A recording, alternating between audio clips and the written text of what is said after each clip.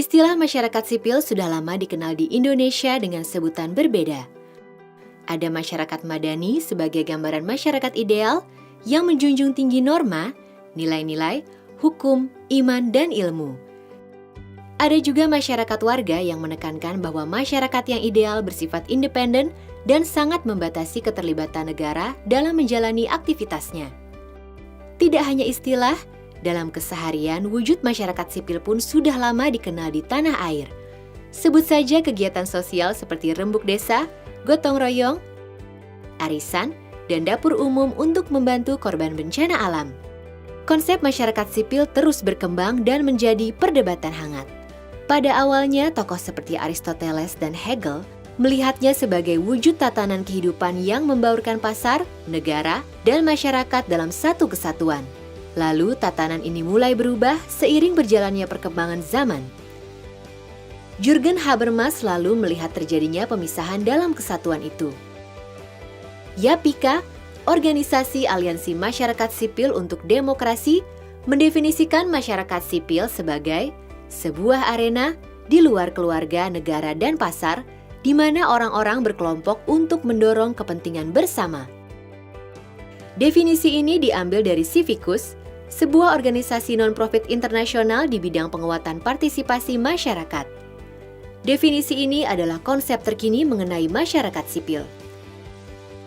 Walaupun keluarga, pasar, dan negara terpisah, mereka tetap dapat berinteraksi dengan cara masuk ke dalam ruang publik yang disebut arena masyarakat sipil. Seperti yang bisa dilihat, bentuk sistem kemasyarakatan berubah pada setiap konsep, tetapi keberadaan masyarakat sipil dalam setiap bentuk itu tidak dapat dielakkan. Masyarakat sipil bentuknya macam-macam. Misalnya, organisasi petani dan nelayan, yayasan dalam bidang kesehatan, lembaga swadaya masyarakat, organisasi non-pemerintah, organisasi hobi seperti klub pendaki gunung atau pengumpul perangko, bahkan sekelompok orang yang sedang beraksi merespon isu sosial politik. Penting bagi kita untuk menyadari potensi masyarakat sipil, bahwa keberadaannya sangat berpengaruh dalam kehidupan berdemokrasi. Keberadaan organisasi masyarakat sipil dibutuhkan agar sistem demokrasi di Indonesia berjalan menuju kondisi ideal. Organisasi masyarakat sipil berperan aktif mengajak warga untuk, misalnya, mengubah kebijakan publik, menegakkan nilai-nilai seperti anti korupsi, memberdayakan perempuan, dan mendorong akuntabilitas di sektor swasta. Tahun 2012, lahirlah Kesepakatan Busan di Korea Selatan, forum internasional yang membahas efektivitas dana bantuan internasional. Forum ini menghasilkan sebuah pengakuan tingkat internasional atas keberadaan masyarakat sipil dengan memandangnya bukan hanya sebagai alat pembangunan, tetapi juga tujuan akhir pembangunan itu sendiri. Indonesia pun telah menempatkan porsi pemberdayaan organisasi masyarakat sipil dalam Rencana Pembangunan Jangka Menengah Nasional 2010 sampai 2014. YAPIKA mengukur tingkat kesehatan masyarakat sipil dengan menggunakan sebuah alat yang diadaptasi dari Civicus bernama Indeks Masyarakat Sipil disingkat IMS. Pengukuran IMS tingkat nasional telah dimulai sejak tahun 2002 dan lokal sejak tahun 2004. Tingkat kesehatan masyarakat sipil penting untuk diukur karena bermanfaat meningkatkan pengetahuan terhadap realitas masyarakat sipil di suatu wilayah, juga membangun visi bersama tentang pentingnya masyarakat sipil dalam mendorong perubahan positif. Tahun 2012, YAPIKA atas dukungan akses tahap 2 melakukan pengukuran IMS di 16 kabupaten dan kota di Provinsi Nusa Tenggara Timur, Nusa Tenggara Barat, Sulawesi Selatan, dan Sulawesi Tenggara. Ada 4 dimensi pengukuran: struktur, lingkungan, nilai, dan dampak. Hasil IMS 2012 banyak positifnya. Dalam dimensi struktur, hubungan antar aktor dalam masyarakat sipil semakin kuat.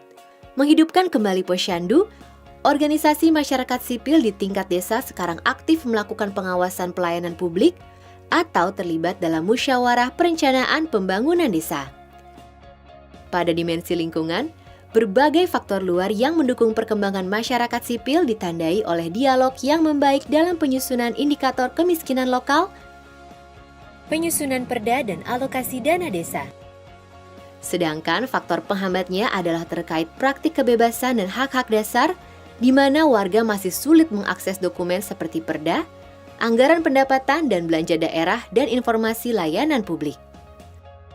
Contoh pada dimensi nilai, yaitu nilai-nilai yang dipraktikkan dan didorong bersama, transparansi meningkat karena terbukanya informasi keuangan kelompok-kelompok masyarakat di desa. Praktik nilai-nilai kesetaraan gender juga dikembangkan baik dalam internal organisasi maupun dalam ranah mendorong kebijakan yang berperspektif gender. Peningkatan dimensi dampak juga terjadi.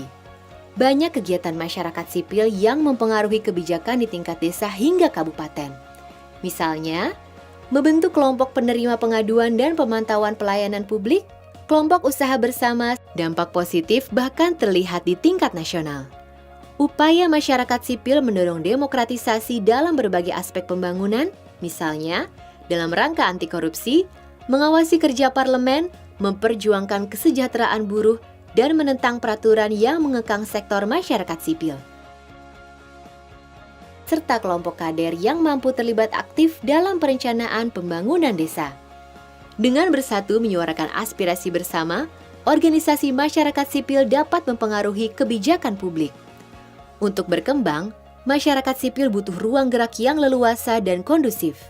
Ironisnya, ruang gerak masyarakat sipil kini semakin menyempit dengan lahirnya beberapa kebijakan yang mengekang, seperti Undang-Undang Ormas.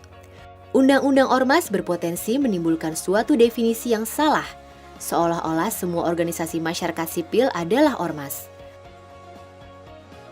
Padahal seharusnya guna kebijakan dan peraturan adalah menjamin tumbuh kembangnya masyarakat sipil yang lebih sehat untuk demokrasi yang lebih baik. Sudah selayaknya dan sepantasnya kita dukung terus keberadaan masyarakat sipil.